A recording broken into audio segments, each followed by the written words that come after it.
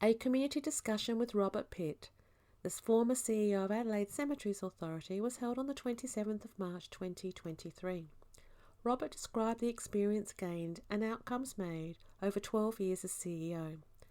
The progress made by Adelaide Cemeteries included tourism-accredited cemetery tours, environmental sustainability initiatives, Indigenous burial and repatriation, all with a strong emphasis on customer service.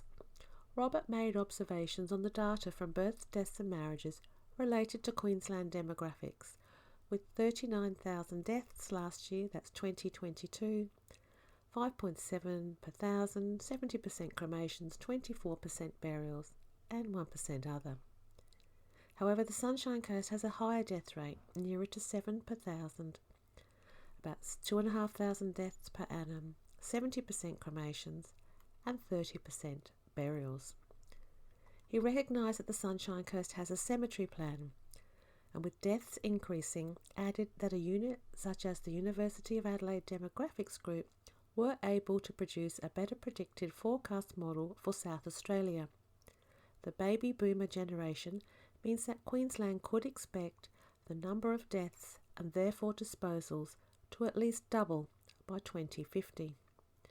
Due to these increases, there is a need to think and move forwards with discussions about end of life. Robert acknowledged that people who plan for death have better outcomes and the ability to retain some sense of control, which is important, especially at the point of grief, and went on to describe a number of initiatives that have been driven by Adelaide Cemeteries, such as Dying to Know Day, Remembrance Day, Death Over Dinner with around 80 attendees, and the latter has been held in partnership with palliative care and guest speakers discussing various topics. Adelaide Cemeteries proudly holds the ISO 1400 environmental standard by improvements in emissions, reduced gas consumption, introduction of LEDs, use of hydrogen and natural gas mixtures, use of electric vehicles, and exploration of resummation, alkaline-based hydrolysis, as developed by the Mayo Clinic. There was a general discussion. There are different opportunities for people who want to be better informed before death, and also in the time after death, where people can be remembered well, and the need to maintain connection with others is important.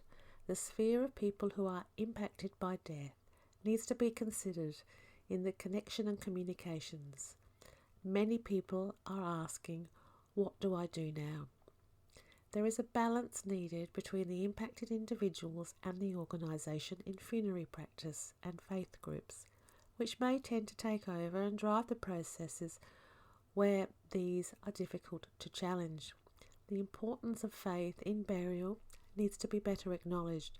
For example, the Baha'i faith has specific burial requirements that may not be commensurate with certain cemetery layouts, and the timing of death to burials is also specified in some faiths. People are becoming more savvy and aware of the needs for their own beliefs.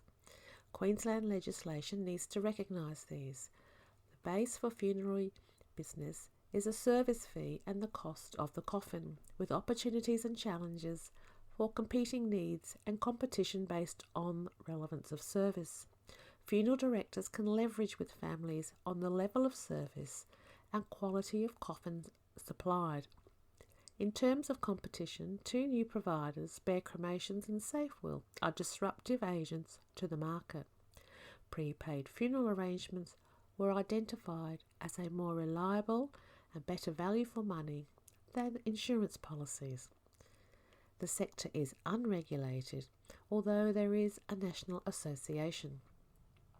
The 3 top sources for support in grieving are family, friends, and funeral directors. Beyond disposal, the journey of grieving continues, and end-of-life literacy is needed to give support and resilience to those impacted.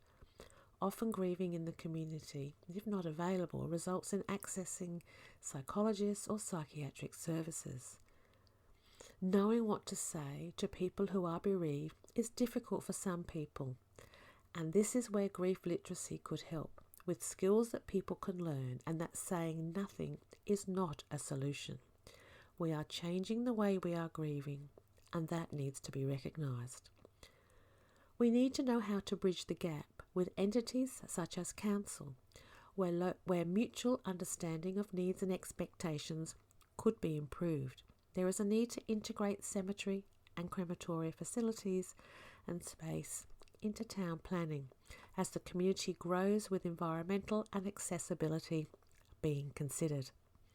The increase in population in southeast Queensland by up to 2 million people means that the cemetery plan will need to be able to account for an anticipated growth.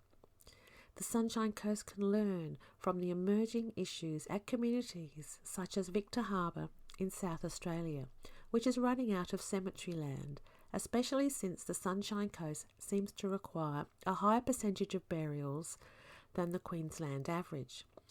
There is a need for awareness and engagement for understanding the outcomes for burial and cremation respectively.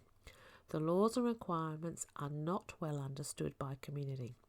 Ashes can be transported and kept. However, advice on the scattering could be improved.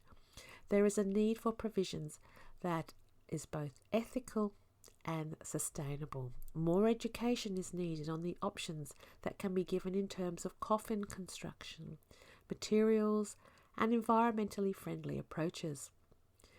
It was queried if burial at sea was a significant part of the funerary process, since disposal of ashes into the sea at places such as Point Cartwright may be a popular place to scatter ashes, given the number of plaques at the location. Respecting the rights of Indigenous communities has been an important part of the work for the South Australian Cemetery Services, with over 7,000 remains stored in the Adelaide South Australian Museum. The museum collaborated with the Kaurna community to develop Wangayata Cemetery to allow remains to be taken back to country. Healthy dying is as important as health ageing, but it is often omitted as part of the ageing process, where grief is ongoing but changes, and in some communities there is not a concept of closure, since the individual continues to be valued. So where to from here? From the start created here, it was agreed that specific activities were needed to bring communities together to provide face-to-face education and information. A death over dinner at Kalangor Lawn Cemetery was proposed, with a panel of speakers, food provided, some cost recovery could be made through ticket sales. Activities such as building your own coffin or ashes container could widen understanding of the funerary process and give hands-on advice and context. Both suggestions were seen to have merit and need to be explored further in a context suitable for the Sunshine Coast. So in conclusion, the meeting was productive in generating ideas and building consensus on the need for activities to bring the community together and provide education on funerary practices. One of the proposed activities was Death Over Dinner at Kalangor Lawn Cemetery, featuring a panel of speakers and food and some cost recovery through ticket sales. Another suggestion was to have hands-on activities such as building your own coffin or ashes containers to widen understanding of funerary processes and provide practical advice and context. It was recognised that both ideas have merit and needed further exploration in a context suitable for the community. Participants expressed interest in continuing to work together towards this goal. The proposed Death Over Dinner event and hands-on activities were seen as potential ways to achieve this goal. The interest expressed by the participants to continue working together is a positive sign that progress can be made towards this shared objective. Further discussions and planning are now needed to bring these ideas to fruition in a way suitable for the Sunshine Coast community. Thank you.